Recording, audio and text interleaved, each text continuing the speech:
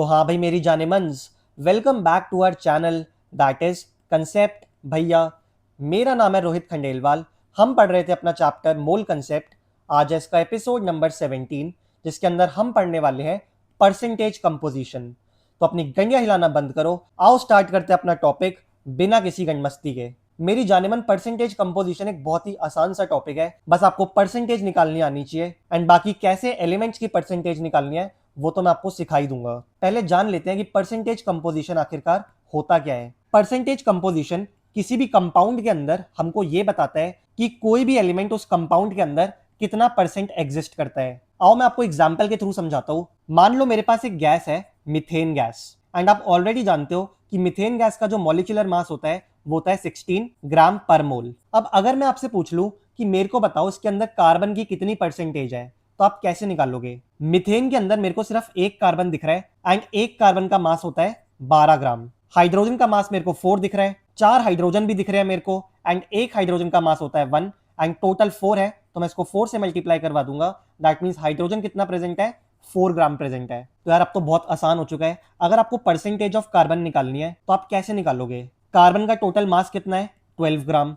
तो सबसे पहले आप लिख दोगे कार्बन का मास, इसको डिवाइड कर दोगे CH4 के मास से, क्योंकि टोटल मास था। मतलब CH4 जो कि 16 ग्राम है, उसके अंदर 12 ग्राम तो क्या है? खाली कार्बन है। तो 16 में से 12 क्या है? कार्बन है। इसीलिए मैं यहां पर लिखूंगा 12 आउट ऑफ 16, बिकॉज मैं कार्बन की परसेंटेज निकाल रहा हूं। एंड क्योंकि परसेंटेज निकाल रहा हूं तो मैं इसको 100 से मल्टीप्लाई करवा दूंगा। इसको सॉल्व करके आएगा 3/4 multiply by 100, and that is 75%। मतलब CH4 के अंदर कार्बन कितना है? 75% है। तो ऑब्वियसली बाकी क्या बचा? बाकी बचा हाइड्रोजन। तो वो कितना परसेंट होगा? वो होगा 25%, क्योंकि टोटल कितना होता है? टोटल होता है 100%। और चाहो तो आप कैलकुलेट भी कर सकते हो। परसेंटेज ऑफ हाइड्रोजन आप कैसे निकालोगे? हाइड्रोजन का एटॉमिक मास जो कि होता है 1, कितने हाइड्रोजन है टोटल? 4, तो उसको 4 से मल्टीप्लाई करवा दोगे। CH4 का मॉलिक्यूलर मास कितना होता है? 16, तो इसको डिवाइड करवा दोगे 16 से, एंड मल्टीप्लाई करवा दोगे 100 से। इसको सॉल्व करके आंसर आएगा 25%। तो इस तरीके से आप किसी भी एलिमेंट की परसेंटेज निकाल सकते हो, किसी भी मॉलिक्यूल या फिर किसी भी कंपाउंड के अंदर। तो अगर हम फॉर्मूला देखें तो फॉर्मूला बहुत इजीली आप डिराइव कर सकते हो। परसेंटेज ऑफ एन एलिमेंट, उस एलिमेंट का मास लिखो जो कि एक मोल ऑफ कंपाउंड के अंदर प्रेजेंट है। एग्जाम्पल के लिए एक मोल ऑफ CH4 के अंदर कितना हाइड्रोजन प्रेजेंट था?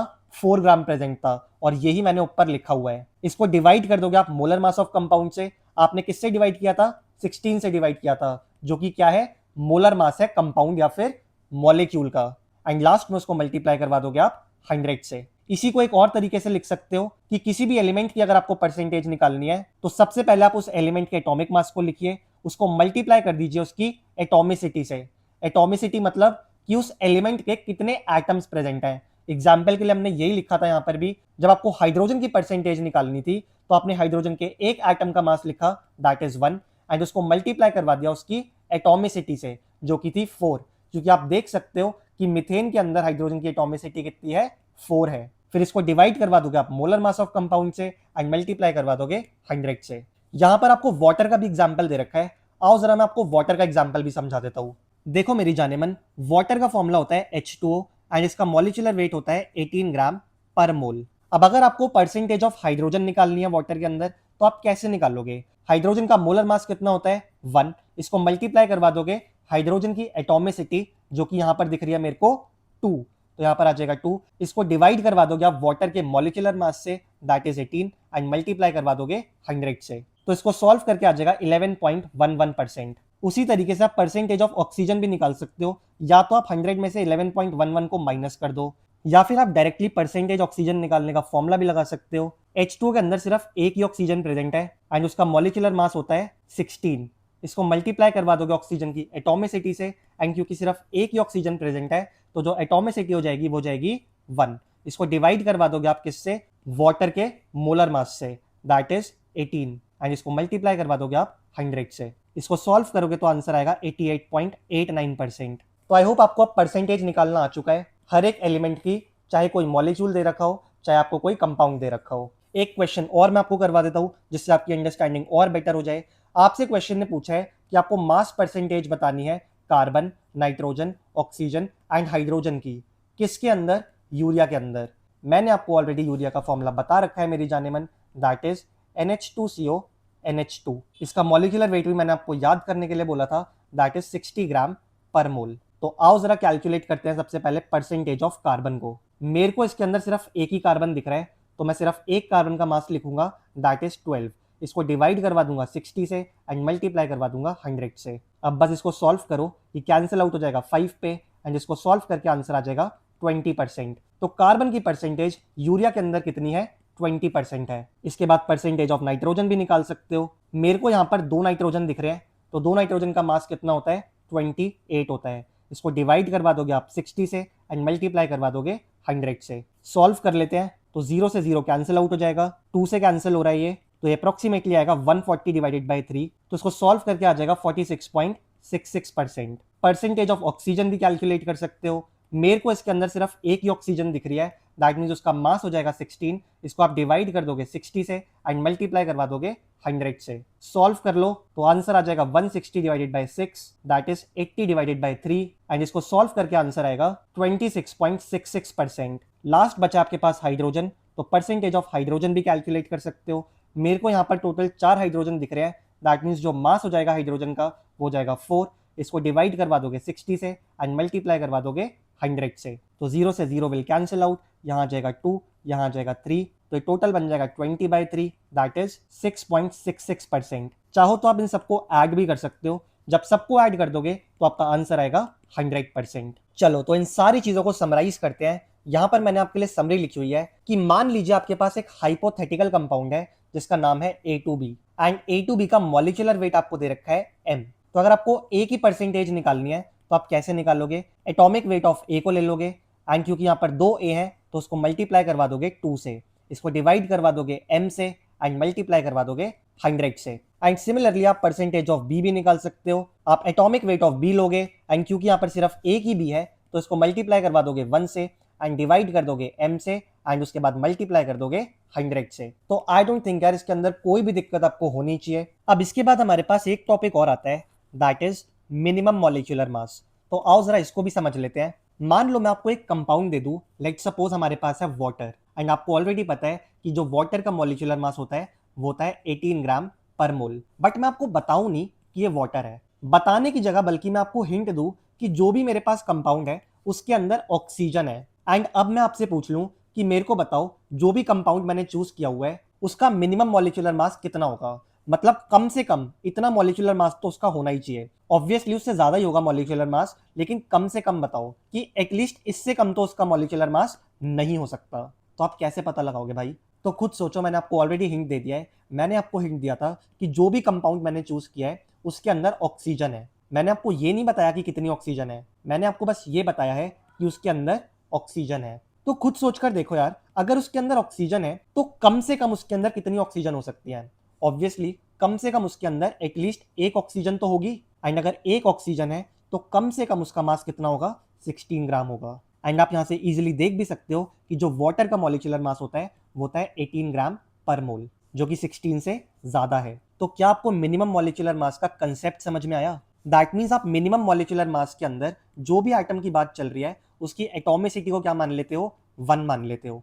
आप ये अज्यूम कर लेते हो कि जो भी आपको एटम गिवन है उसका एटलीस्ट एक एटम तो प्रेजेंट होगा ना, और अगर आपने एक एटम माना है दैट मीन्स जो एटॉमिसिटी है उसकी वैल्यू क्या हो गई? 1 हो गई। तो यही चीज मैंने यहाँ पर आपको समझाने की भी कोशिश करी है कि जो मिनिमम मॉलिक्यूलर मास होता है उसके लिए एटॉमिसिटी क्या हो जाती है? 1 हो जाती है। किसी भी एलिमेंट की परसेंटेज निकालने का ये फॉर्मूला मैं आपको ऑलरेडी सिखा चुका हूं। अगर आपको मिनिमम मॉलिक्यूलर मास निकालना है तो आप इस एटॉमिसिटी की वैल्यू को 1 डाल देंगे। बाकी किस तरीके से इनके क्वेश्चंस को सॉल्व करना है वो तो हम जब क्वेश्चन सॉल्व करेंगे आपको तभी समझ में आएगा। तो जो भी मैंने आपको पढ़ाया उसकी गवाही आपको देगी एनसीईआरटी। यहां पर तो एनसीईआरटी सिर्फ बकवास करती है, लेकिन एक इंपॉर्टेंट चीज हमको यहां से पता चलती है कि जो परसेंटेज कंपोजिशन है उसको निकालकर हम किसी भी सैंपल की प्योरिटी को चेक कर सकते हैं कि वो सैंपल कितना प्योर है। अब सैंपल की प्योरिटी कैसे पता करेंगे ये तो आपको लास्ट लेक्चर में पता चलेगा, तब तक के लिए आपको वेट करना पड़ेगा। इसके बाद एनसीईआरटी आपको 2 एग्जांपल्स देती है, एक देती है वाटर का जो कि मैं आपको ऑलरेडी सिखा चुका हूं, एंड एक एग्जांपल वो देती है इथेनॉल का। तो आओ जरा इथेनॉल के एग्जांपल को भी सॉल्व कर लेते हैं। इथेनॉल का फॉर्मूला आप इजीली देख सकते हो, C2H5OH। इसका मॉलिक्यूलर वेट होता है 46। अगर आपको कार्बन की परसेंटेज निकालनी है तो एक कार्बन का मास होता है 12। यहां पर मेरे को 2 कार्बन दिख रहे हैं तो मैं इसको 2 से मल्टीप्लाई करवा दूंगा। डिवाइड करवा दूंगा 46 से एंड मल्टीप्लाई करवा दूंगा 100 से।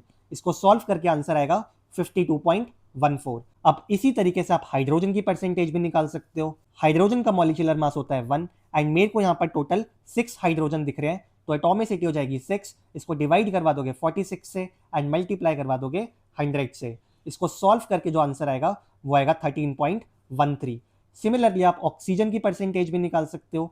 एक ऑक्सीजन का मास होता है 16, एटॉमिसिटी हो जाएगी ऑक्सीजन की 1। इसको डिवाइड करवा दोगे 46 से, मल्टीप्लाई करवा दोगे 100 से एंड इसको सॉल्व करके जो आंसर आएगा वो आएगा 34.73%। तो याद रखना, एग्जाम पॉइंट ऑफ व्यू से इथेनॉल भी एंड वाटर भी दोनों बहुत इंपॉर्टेंट है, बिकॉज एनसीईआरटी जो है वो इन दोनों के बारे में मेंशन करती है। तो अगर ये सारी बातें आपको समझ में आ चुकी हैं तो आओ एंटर करते हैं कंसेप्ट भैया की अदालत के अंदर, जहां पर आपको कुछ क्वेश्चंस मिलेंगे। आपको करना है वीडियो को पॉज एंड सॉल्व करने की कोशिश करनी है। तो पहला क्वेश्चन आपकी नजरों के सामने है एंड ये क्वेश्चन पूछा गया था 1995 में। तो वीडियो को करो पॉज एंड सॉल्व करो इस क्वेश्चन को। तो वेरी सिंपल क्वेश्चन क्वेश्चन आपसे कह रहा है कि आपको व्हाइट विट्रियोल दे रखा है, जिसका फॉर्मूला भी आपको गिवन है क्वेश्चन के अंदर। इसके अंदर आपसे पूछी जा रही है जिंक की परसेंटेज। तो परसेंटेज ऑफ जिंक निकालना बहुत आसान है यार। जिंक का मास होता है 65, इसको डिवाइड कर दोगे आप व्हाइट विट्रियोल के मोलर मास से।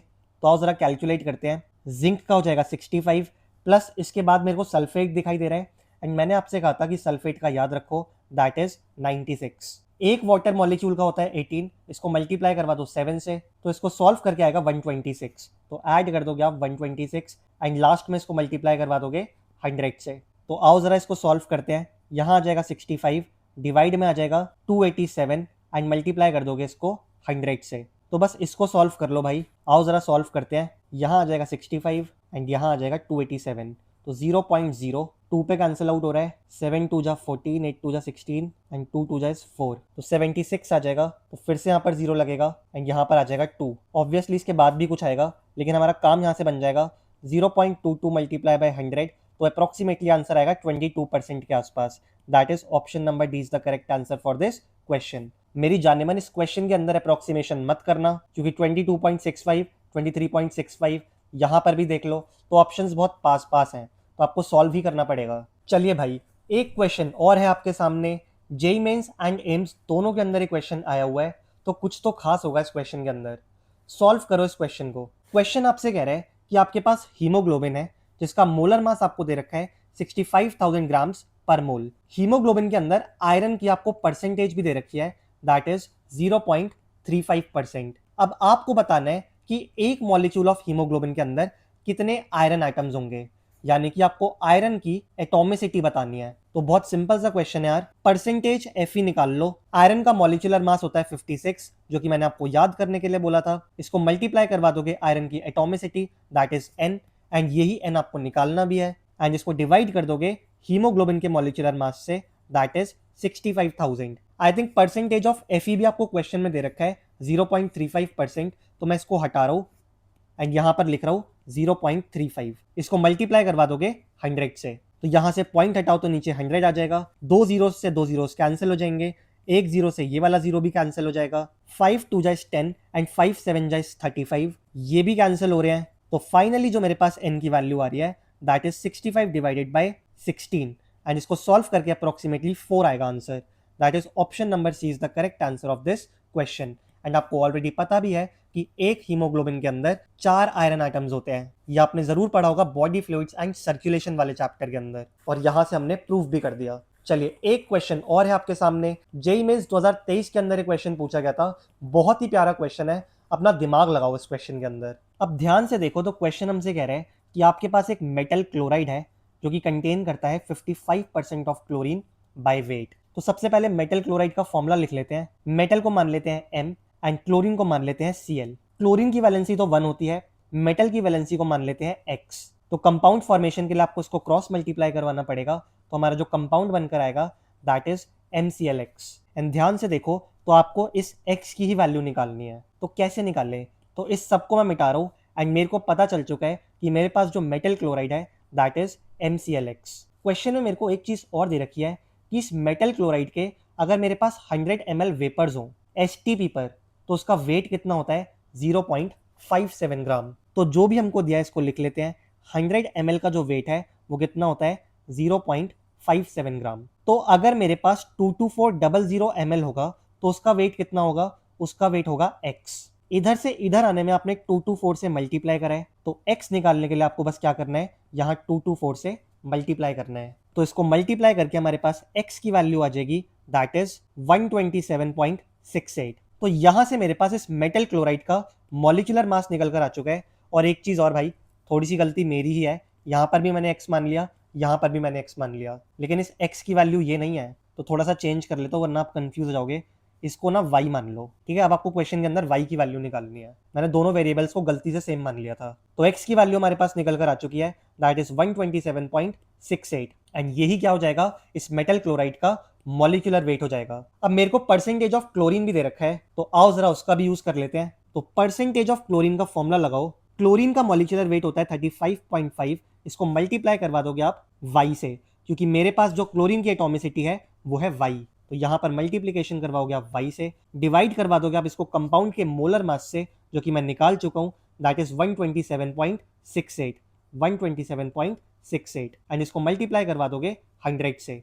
और ध्यान से देखो तो परसेंटेज ऑफ क्लोरीन आपको दे रखी है, दैट इज 55। तो अब बस इसको सॉल्व करना है भाई। तो इसको सॉल्व करने के लिए मैं थोड़ा सा अप्रोक्सीमेट कर रहा हूँ, इसको 11 5 जा से काट रहा हूँ एंड इसको 9 से काट रहा हूँ, तो ये भी कैंसिल आउट हो जाएंगे। 7 5 जा 35 एंड यहाँ पर आ जाएगा 1। तो यहाँ से मेरे पास y की वैल्यू निकल कर आ गई 127.68 डिवाइडेड बाय 7.1 मल्टीप्लाई बाय 9। इसको अप्रोक्सीमेटली 126 मान लो। क्यों मान रहा हूँ, बिकॉज ये 9 से कैंसिल आउट हो जाएगा फिर। तो इसको 9 से काट के आ जाएगा 14 एंड 7 2 जा 14, तो y की अप्रोक्सीमेट वैल्यू आ गई 2।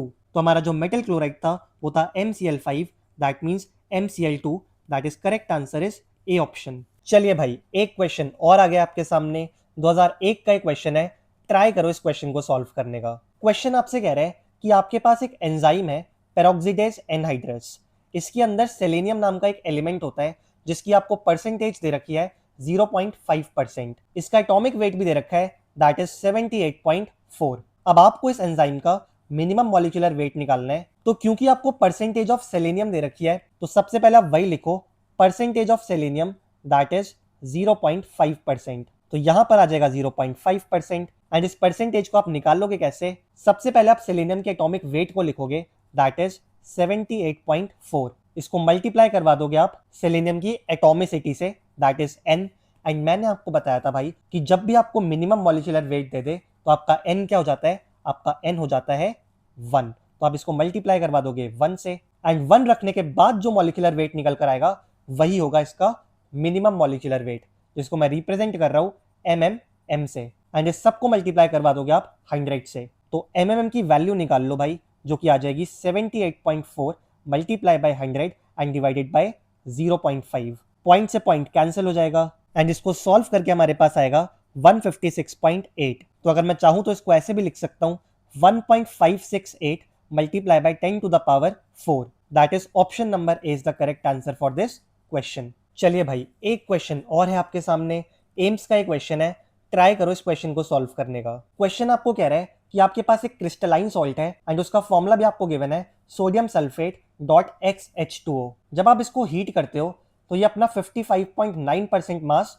लूज कर देता है। तो गलत जवाब देंगे मैडम जी तो आपका लूज हो जाएगा। तो आपको इस क्रिस्टल का फॉर्मूला बताना है। तो यार मेरी बात सुनो, अगर आप आग लगा दी आग, तो इसके अंदर जो पानी है वो तो उड़ जाएगा, और यहाँ पर यही लिखा है कि जो पानी उड़ जाता है उसका मास है 55.9%। तो कहीं ना कहीं मेरे को वाटर की क्या दे रखी है, परसेंटेज कंपोजिशन दे रखी है। तो आओ जरा इस क्वेश्चन को सॉल्व करते हैं। वाटर की परसेंटेज मेरे को कितनी दे रखी है, 55.9%। वाटर का मॉलिक्यूलर मास होता है 18 एंड वाटर की एटॉमिसिटी मेरे को दे रखी है x। इसको डिवाइड कर दोगे आप इस क्रिस्टलाइन सॉल्ट के मॉलिक्यूलर वेट से, जो कि मेरे को कैलकुलेट करना पड़ेगा। सोडियम का वेट होता है 23, इसको मल्टीप्लाई कर दूंगा 2 से, क्योंकि 2 सोडियम है मेरे पास, एक सल्फेट है एंड सल्फेट का मॉलिक्यूलर वेट होता है 96 प्लस x वाटर है, तो 18x को भी ऐड कर दूंगा एंड इस पूरी चीज को मैं मल्टीप्लाई करवा दूंगा 100 से। तो इसको थोड़ा सा सिंप्लीफाइड फॉर्म में लिखूं तो 55.9 इक्वल्स 18x डिवाइडेड बाय, इनको सॉल्व करके आएगा 142 प्लस 18x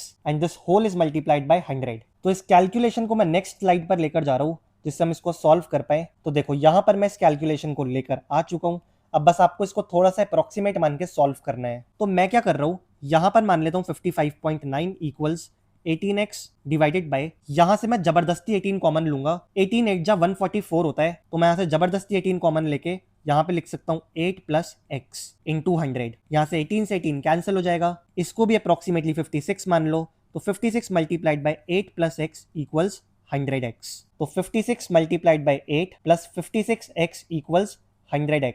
तो 56 मल्टीप्लाइड बाय 8 इक्वल्स 44x। अब मैं इसको 4 से काट सकता हूँ, एंड 11 5 जा इज ऑल्सो 55, तो जो मेरी x की वैल्यू आ रही है दैट इज 10। तो जो मेरा फाइनल सॉल्ट बनकर आया वो आ गया Na2SO4.10H2O। That is option number D is the correct answer for this question. एक क्वेश्चन और है आपके सामने, एम्स के अंदर एक क्वेश्चन आया था, ट्राई करो इस क्वेश्चन को सॉल्व करने का। देखो मेरी जान, क्वेश्चन कह रहा है कि आपके पास एक एंजाइम है जिसके अंदर ऑक्सीजन एटम का जो मास है वो है 1.6%। अब आपको इसका मिनिमम मॉलिक्यूलर मास बताना है। 1.6% का मतलब क्या है कि अगर आपके पास 100 ग्राम ऑफ एंजाइम है तो उसके अंदर आपके पास 1.6 ग्राम क्या है, ऑक्सीजन है। एंड खुद सोचकर देखो भाई, अगर इस एंजाइम के अंदर एटलीस्ट एक ऑक्सीजन एटम है तो उसके मोलर मास के अंदर एटलीस्ट एक ऑक्सीजन एटम जितना वेट तो होना ही चाहिए। दैट मीन्स कम से कम नहीं तो 16 ग्राम वेट आपके पास जरूर होगा, क्योंकि एक ऑक्सीजन एटम अगर है तो उसका वेट होता है 16 ग्राम। तो जो एंजाइम का मॉलिक्यूलर वेट होगा उसके अंदर एटलीस्ट एक ऑक्सीजन एटम तो होना ही चाहिए। एंड एक ऑक्सीजन एटम का वेट कितना होता है भाई, एक ऑक्सीजन एटम का वेट होता है 16 ग्राम। तो यहां से यहां आने पे आप मल्टीप्लाई कर दोगे 10 से, तो इधर भी मल्टीप्लाई हो जाएगा 10 से। दैट मीन्स मॉलिक्यूलर वेट कितना आ गया, 100 into 10 that is 1000 gram. Option number D is the correct answer for this question. तो शुक्रिया मेरी जानेमंस, मेरे को हमेशा मोटिवेट करने के लिए। आप ही लोग मेरी मोटिवेशन हो। अगर आप ढंग से पढ़ोगे तो मेरे को भी मोटिवेशन आएगी भाई उससे, कि मैं आपके लिए और बढ़िया बढ़िया वीडियोस लाऊं। एपिसोड के एंड तक बने रहने के लिए थैंक यू। बकचोदी भी करो लेकिन पढ़ाई भी करते रहो।